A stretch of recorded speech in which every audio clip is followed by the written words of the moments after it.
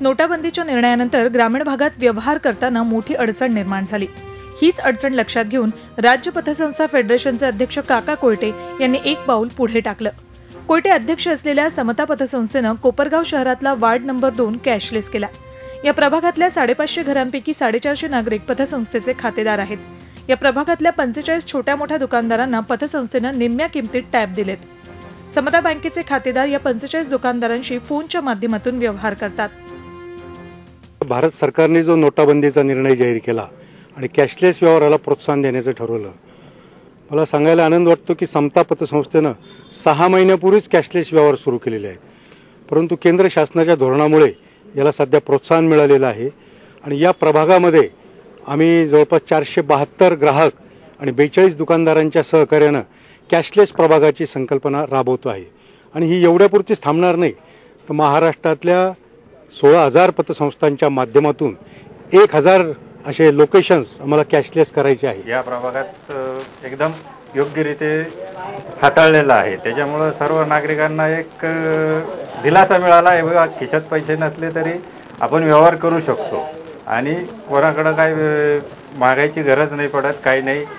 सध्या एका वॉर्डपुरतीच मर्यादित असलेली ही योजना आता कोपरगावसह राज्यभरात समता पतसंस्थेच्या शाखा असलेल्या ठिकाणीही सुरू करण्यात येणार आहे। त्याचबरोबरीनं राज्यातील इतर पतसंस्थाही या योजनेत लवकरच सहभागी होणार आहेत। नोटबंदी झाली तेव्हा थोडी मंदी पण जाणवली होती, तर आता जे समतानी कॅशलेस व्यवहार काढलेत ते आमच्यासाठी चांगलेच केलेत की जेणेकरून गिरायकाकडे जरी सुट्टे जर नसले किंवा पैसे नसले तर त्यांच्या अकाउंटवरून आपल्या अकाउंटवर मोबाईलद्वारे आमचा तो एकमेकांना पैसे आम्ही व्यवहार करू शकतो।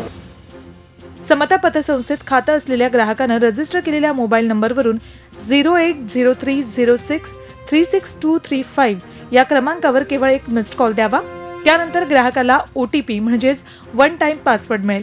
विक्रेत्याच्या टॅबमध्ये त्याची एंट्री केल्यानंतर व्यवहार पूर्ण होतो आणि विक्रेता तसंच खरेदीदाराला व्यवहार पूर्ण झाल्याचा मेसेज येतो।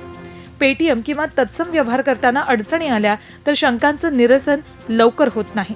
इतर व्यवस्थेत स्वाईप मशीनचं भाडं भरावं लागतं, तसंच चार्जही भरावा लागतो।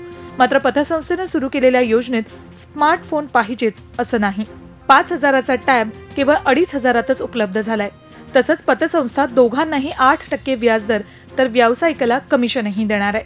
या संपूर्ण स्वतंत्र व्यवस्थेमुळे ग्रामीण भागात कॅशलेस व्यवहार व्हायला मदत होणार आहे। शिर्डीहून प्रशांत शर्मासह bureau report, Zee media, Mumbai. Zee 24 तास रहा एक पाऊल पुढे।